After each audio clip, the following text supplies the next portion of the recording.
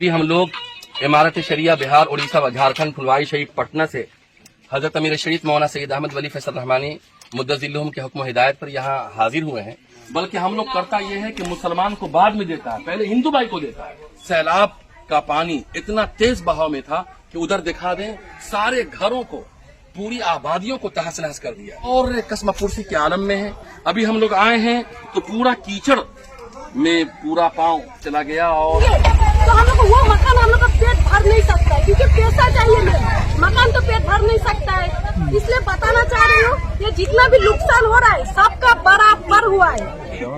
इनकी पूरी बस्ती मुकम्मल तौर पर उजड़ चुकी है। इमारत शरिया बिहार, उड़ीसा, झारखंड की तरफ से हम ये दरख्वास्त करेंगे कि लोग इमदाद का ताउन का हाथ बटाएं। आसाम में हालिया सैलाब ने कई इलाकों में ऐसी तबाही मचाई है कि हजारों खानदान अपने घर और जिंदगी भर की जमा पूंजी से महरूम हो गए हैं। सैकड़ों खानदान आज भी खुले आसमान तले या आरजी पनाहगाहों में जिंदगी गुजारने पर मजबूर हैं।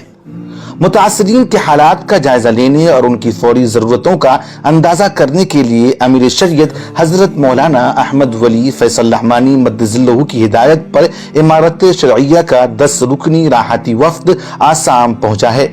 वफ्द की क़यादत इमारत शरइया के मुआविन नाज़िम मौलाना अहमद हुसैन कासमी मदनी कर रहे हैं। वफ्द में मुफ्ती मोहम्मद साबिर हुसैन कासमी, मौलाना अब्दुल कुद्दूस, मौलाना शुएब आलम कासमी, मौलाना रफी अहमद जामी रहमानी के उस्ताद मौलाना वजीहुर रहमान मज़ाहिरी, दीगर उलमा इकराम और शुअबा इफ्ता के 3 तलबा शामिल है।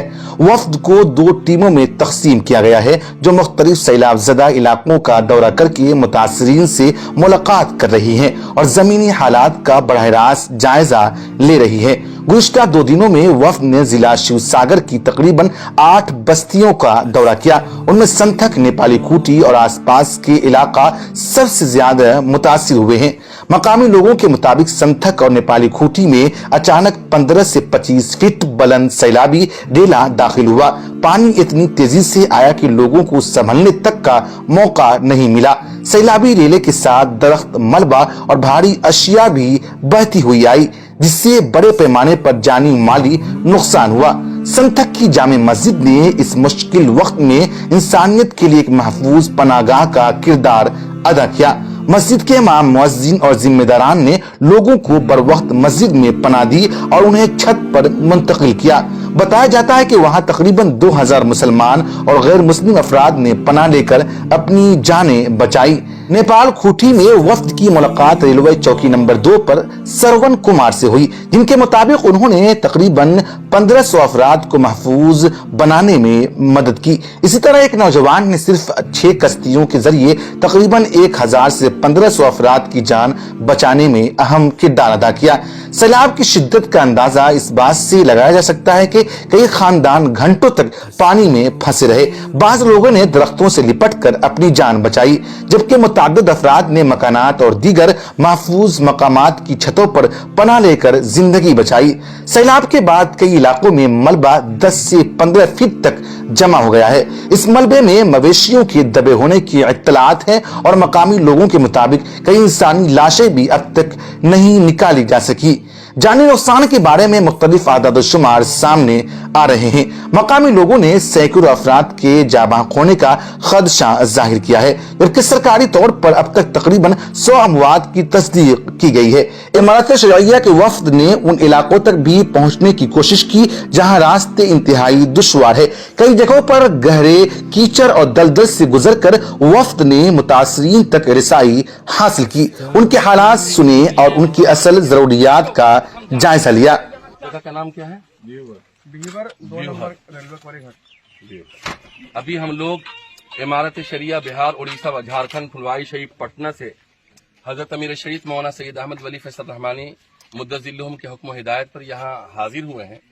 इमारत शरिया की टीम है और हम लोगों की रहनुमाई कर रहे हैं। इमारत शरिया आसाम शुमाल मशरिक़ हिंद की जो इमारत शरिया है, उनके जिम्मेदार जनाब मौलाना फरीदुद्दीन साहब जो नाजिम हैं और जनाब मौलाना नईमुद्दीन साहब जो ऑफिस सेक्रेटरी हैं, और नाजरा के नौजवान भी हमारे साथ हैं, मकामी नौजवान भी हैं।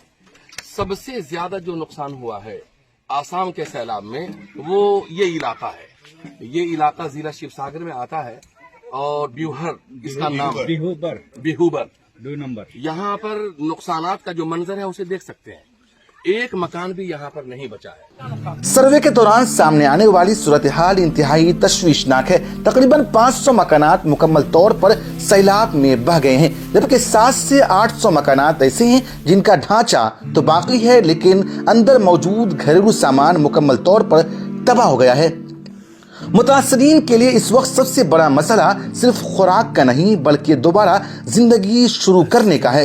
बहुत से खानदानों के पास रहने के लिए घर नहीं है, घरेलू इस्तेमाल का सामान नहीं और रोजमर्रा जिंदगी के बुनियादी जरूरियात तक मौजूद नहीं। इसीलिए इमदाद के अगले मरहले में राशन के साथ साथ रिहाइश, घरेलू सामान और मुस्तकिल बहाली पर तवज्जो देना जरूरी है।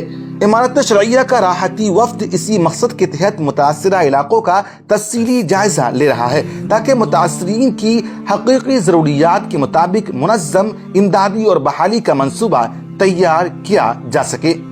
इमारत शरइया की कोशिश है कि हजरत अमीर शरीयत की हिदायत के मुताबिक मुतासरीन तक फौरी इमदाद पहुँचाने के साथ साथ उनकी हद्दल मक़दूर मुकम्मल बहाली और दोबारा आबादकारी के लिए भी इक़दामात किए जाए।